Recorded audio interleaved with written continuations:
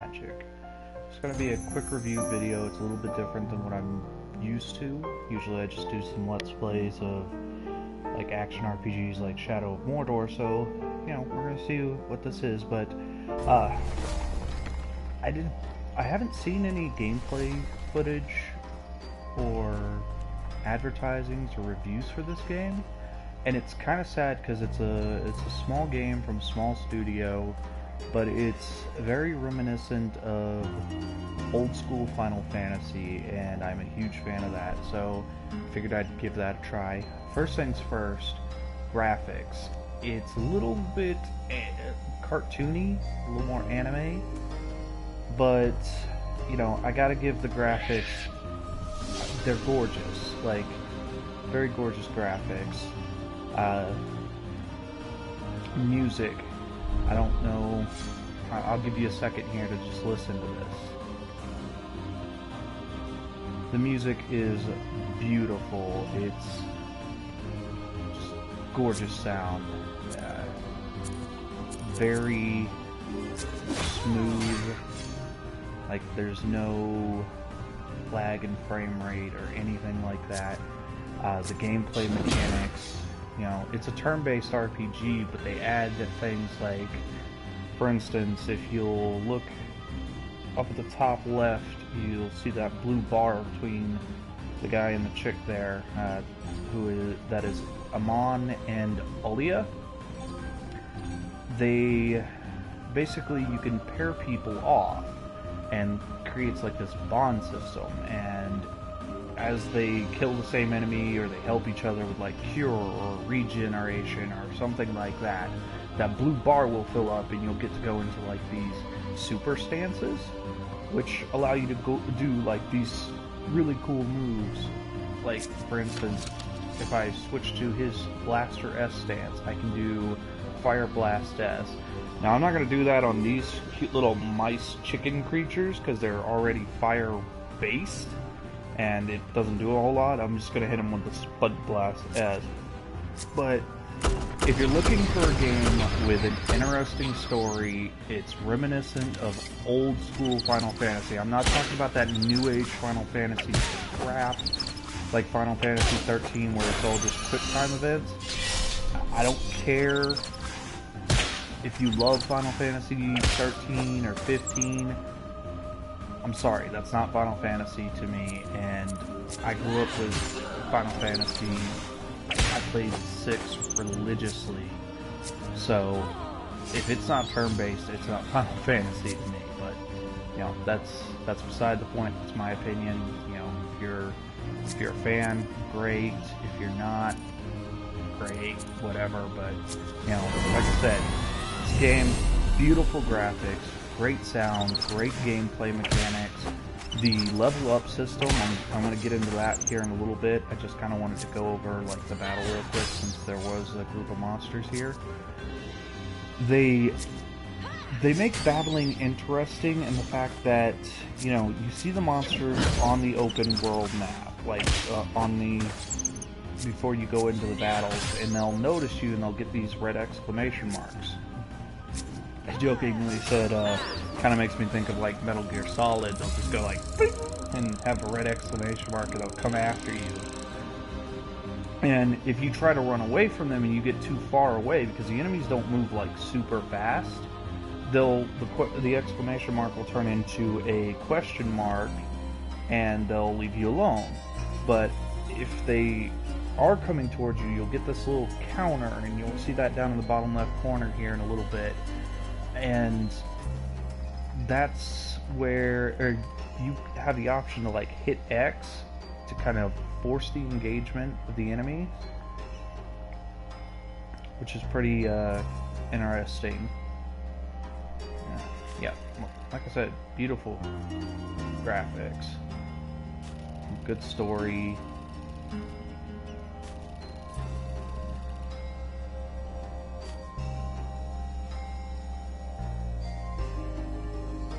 I mean, just look at that landscape. It is just, I mean, in my opinion, it's beautiful. Like I said, when it comes to talking about the artistic style of a game, it's kind of a touchy situation because some people may think something's beautiful, others may not. Like I said, I was going to go over like the building your character. So when a character levels up or uses a bond talent, like for instance, Amon has this talent with Olia because they're bonded called Masters of Evasion, and that increases their evasion stat by 50. If they get attacked, that Master of Evasion has a chance to hit in. It's a passive perk, and if it gets used, they could gain another talent point.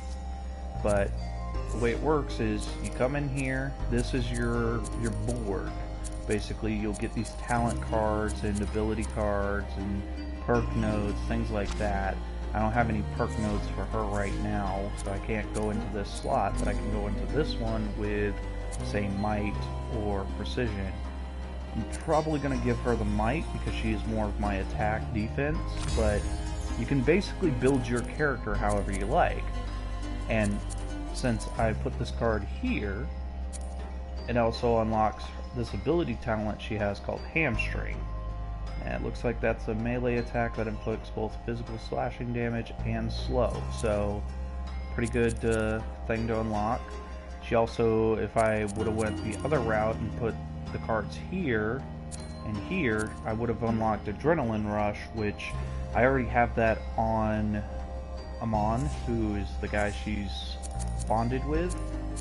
Basically, it gives him haste and a boost to evasion for a little while. So, pretty good stuff. As I was saying, it's a pretty straightforward game, pretty fun, and if you really are into the whole Final Fantasy turn-based style, focused more on story than combat, I would definitely recommend this game.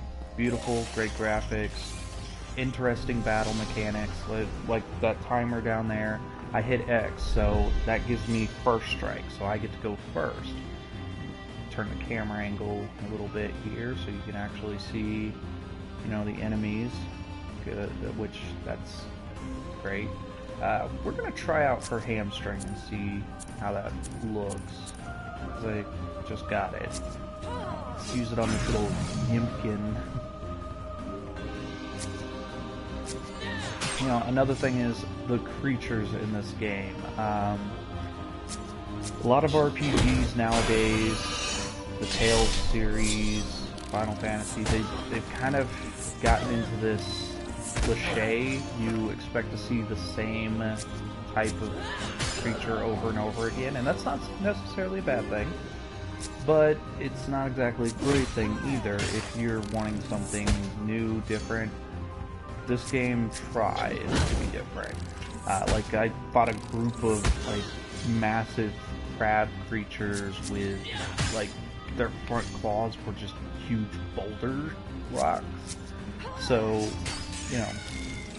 if you're looking for something a little bit different, gives you a new feel and kind of is trying to revive what I feel is the turn-based RPG style, I would definitely recommend this game to you. Right now, I'm just renting it from the library to get a feel for it, but I will definitely be buying this game, and it'll probably be one I come back to over and over again. I probably could say that it's not going to have a lot of replay value, which is going to probably come into effect for a lot of people, especially if you're a big gamer and you go straight to the story. I don't know how long the story is for this game yet, so because like I said, I'm just doing a quick review of it, kind of give an idea. I have not beaten the game, so if the story is long enough that you could get some time out of this, could definitely be worth the buy. If the story ends up short and I could beat this in, say, 20 game hours, or, well, 20 hours, then it may not be worth the buy. Because I don't see it having a lot of replay value after that, since it is so based in the story. Then again, maybe you missed something. Maybe you want to go back and look for things. I already saw in this map right here that I'm in now, when you first start the game, you start off in this map, and I noticed there's like a puzzle where you have to unlock these like old ancient devices using magical energy that they call Amri. And I did notice that there was one of those on the outside, but I couldn't figure out how to open it due to the fact that, excuse me, there wasn't one of the devices to charge up my bracelet to open it. And, you know, I figured I'd probably have to come back here, look for treasure, things like that. And sure enough, I ended up having to come back here for a quest, so here I am. Gameplay battle mechanics, combat mechanics, story aside, there are other smaller things you can do here, which I will also go into. There's this island that you get teleported to called Plumpet Island, and you get teleported. I'm not going to go into a whole bunch of spoilers, but you get teleported there by this frog boy at one point in the story, and he basically teaches you about farming. He teaches you seeds, which, you know, there's seeds for like your potato blaster, which is the gun that Amon used earlier. And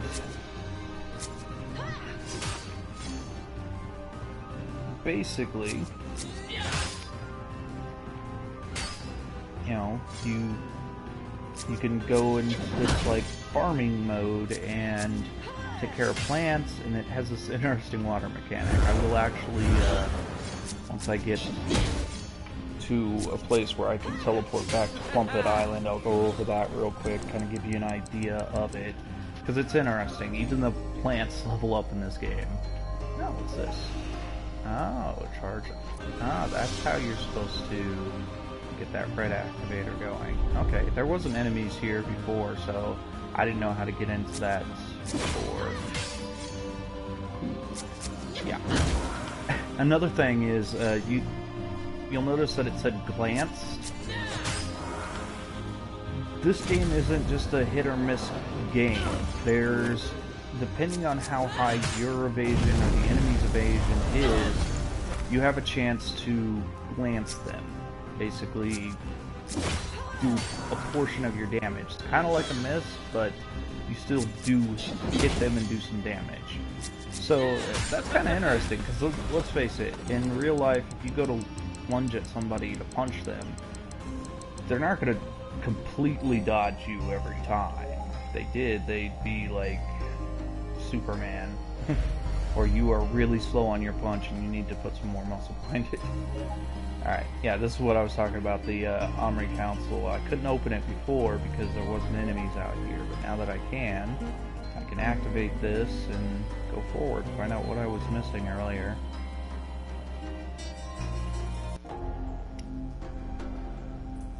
Looks like it might be a whole different part of the temple.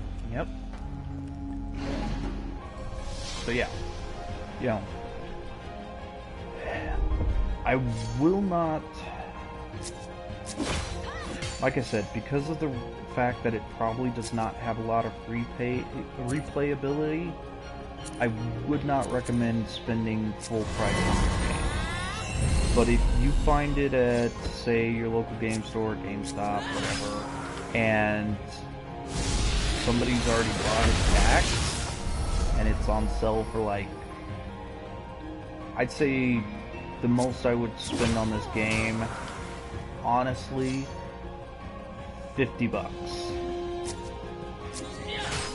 and that's the most.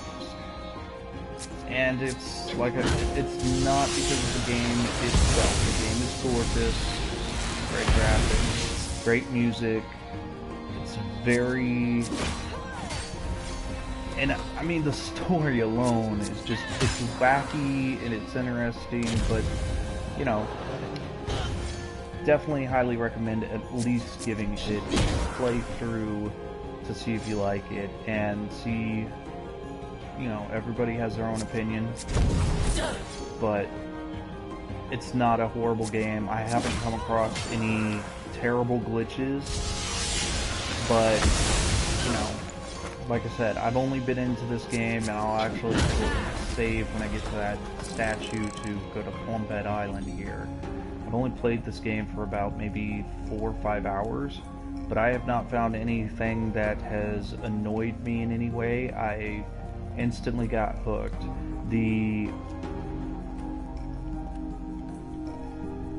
Wow, I'm gonna have to charge up all of these? Okay. There's no voice acting as far as, like...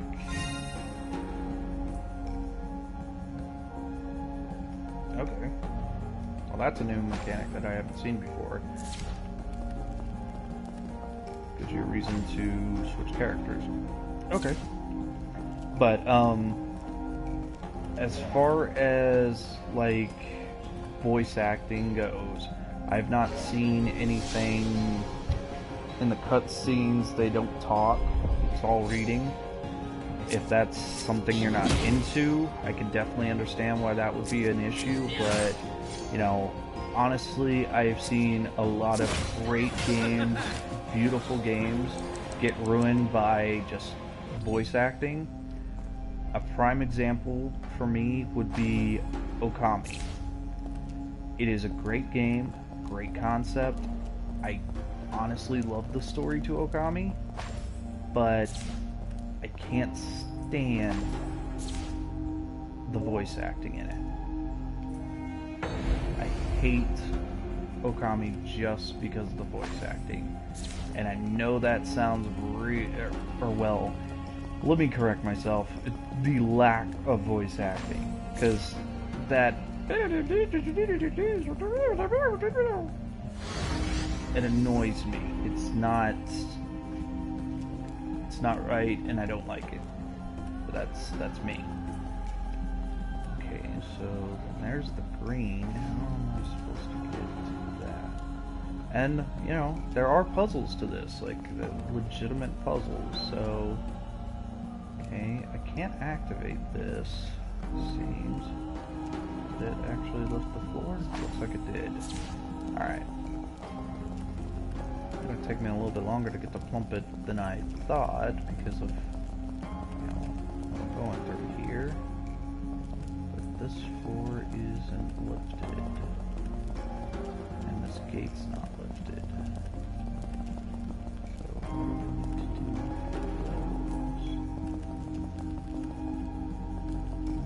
that one console to work with, it seems.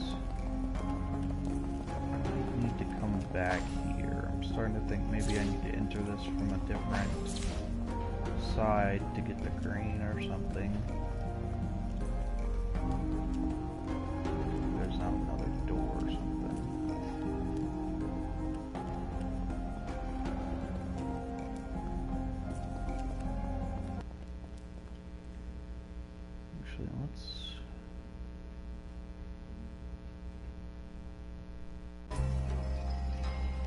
Actually, I'm not sure what to do with this puzzle yet.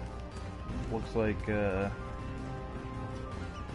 a little more thought than I was really wanting to put into that right now, and I don't want to, you know, waste a lot of this video time trying to solve the puzzle. So I'm gonna go ahead and just leave that alone for now. I'll pick that up later to kind of go over it.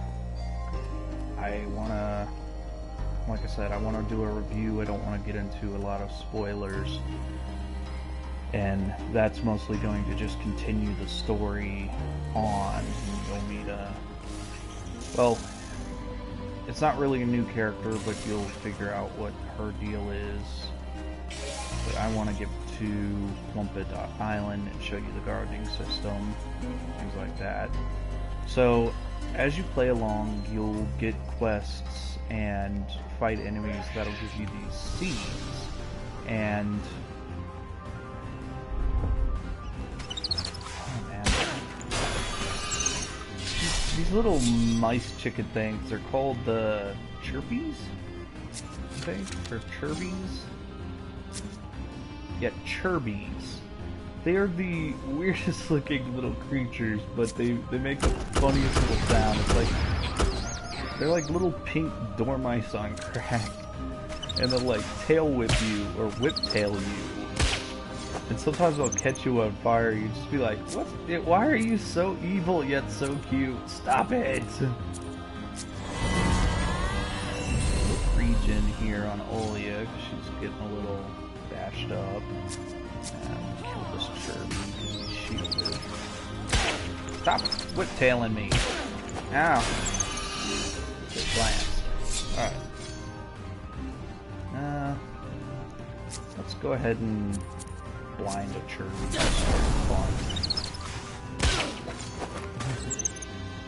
But yeah. So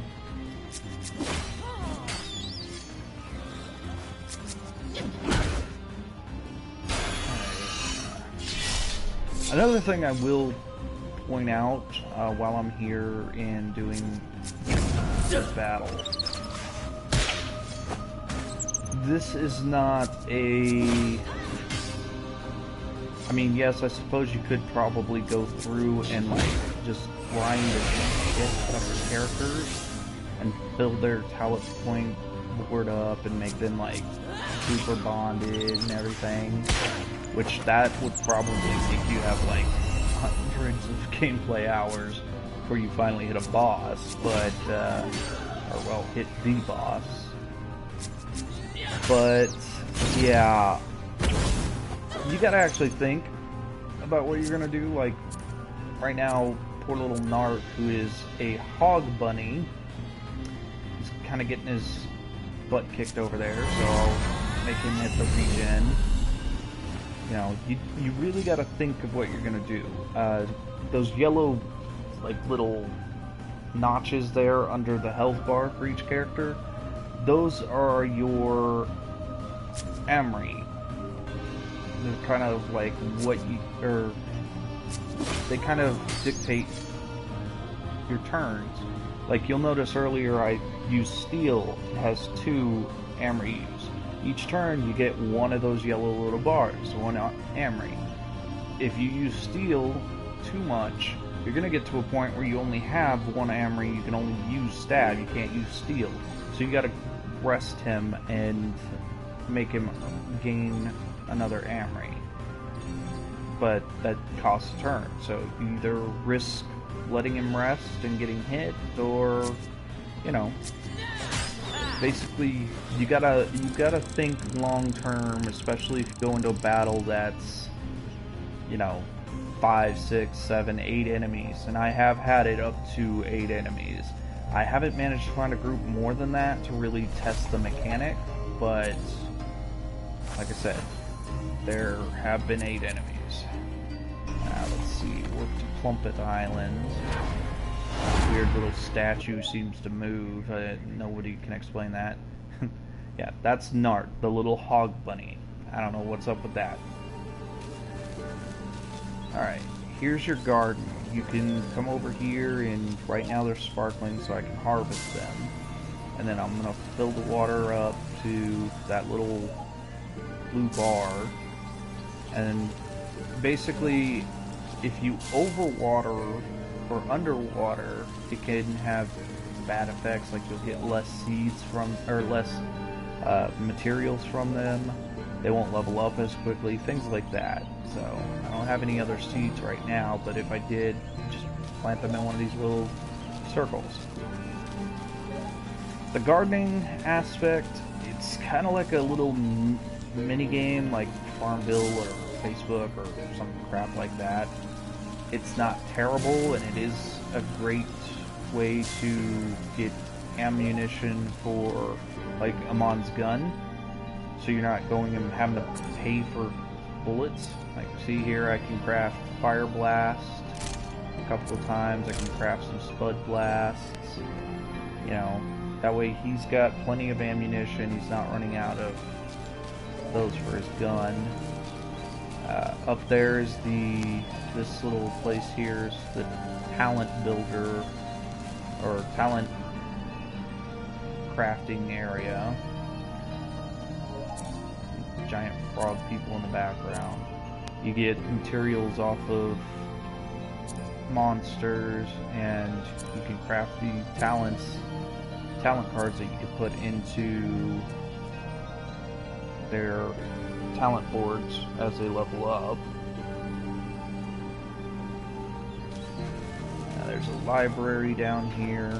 Really don't know too much as to what's going on with the library. I haven't seen anything in here that really stuck out to me as important. There was a little talent board on or talent recipe here, but that was about it. That bird has some freaky big eyes. Like, what's up with that bird's eyes?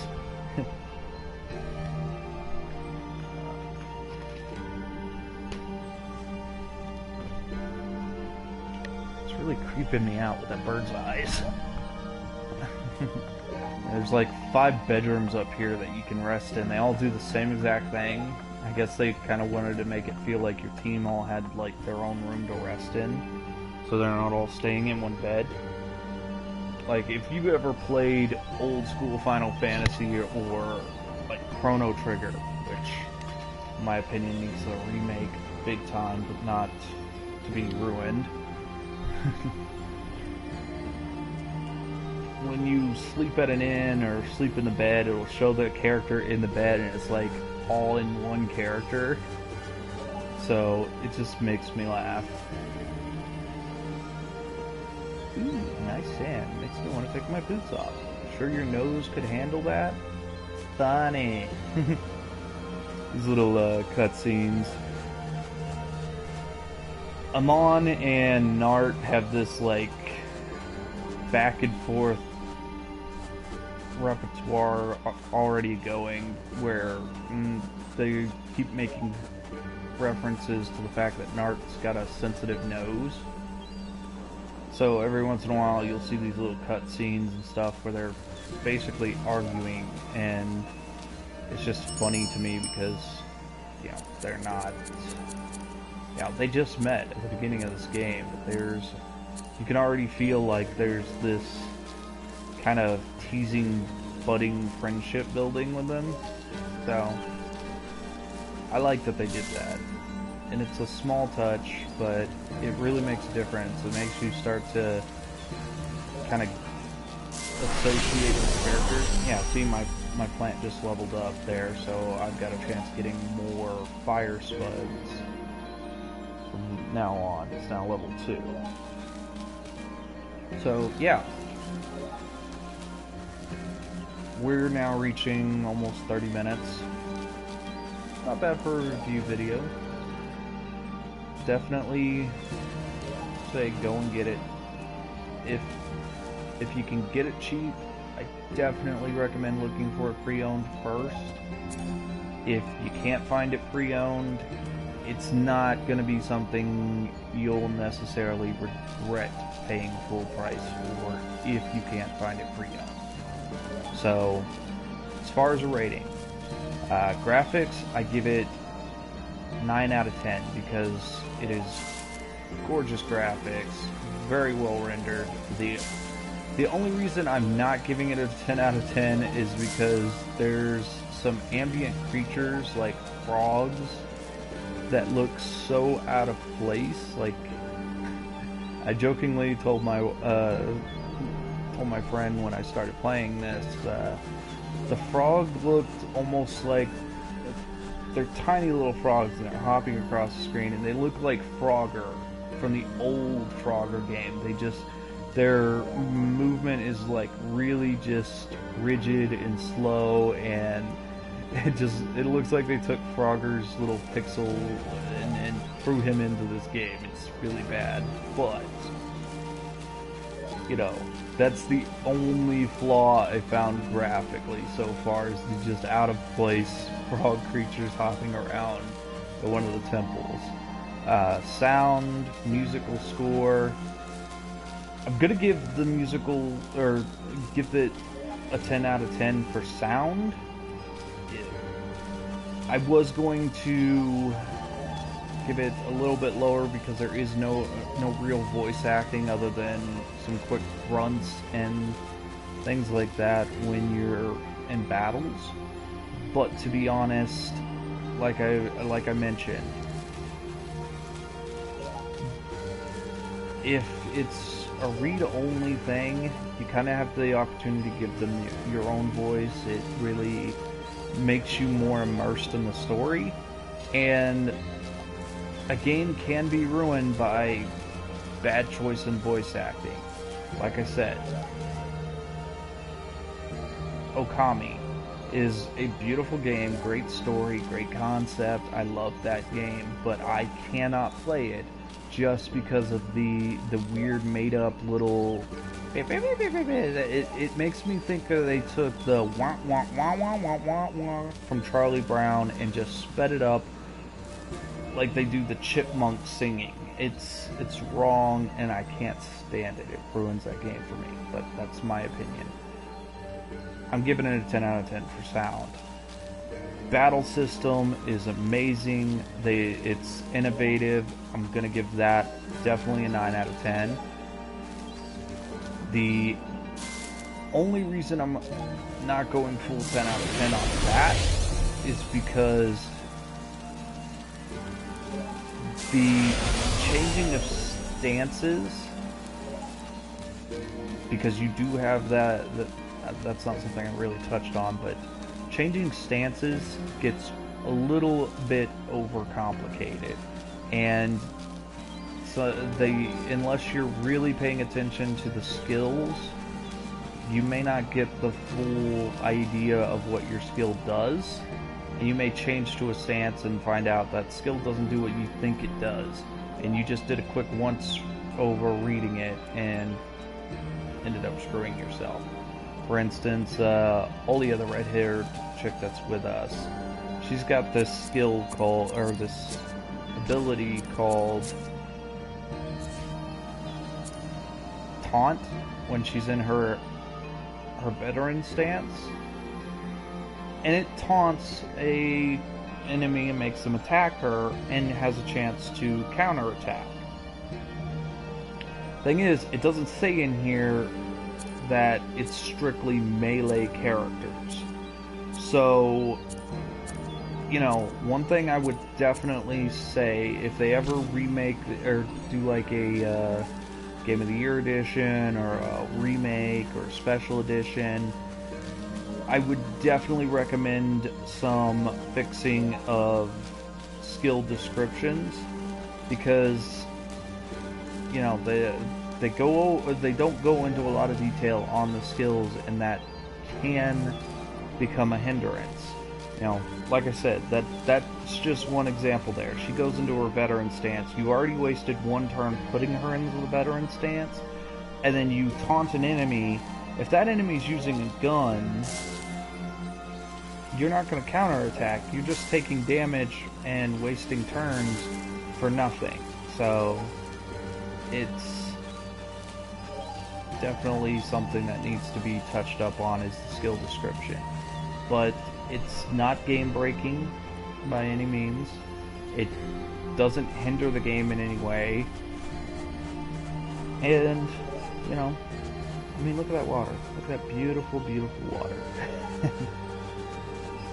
You know, it is what it is. It's a great game. Overall, graphics, sound, gameplay, battle mechanics, story so far, I'm giving this game a total of 7 out of 10, and I highly recommend at least getting it pre-order to try it out. And if you can't find it pre-ordered, like I said, it is not going to hurt you to dish out $50 or $60 for this game, because it'll be worth it in the long run. Alright, so that's my review for Earthlock Festival of Magic. Hope you enjoyed. If you did, hit that like button, subscribe, and see you next video. Enjoy your gaming.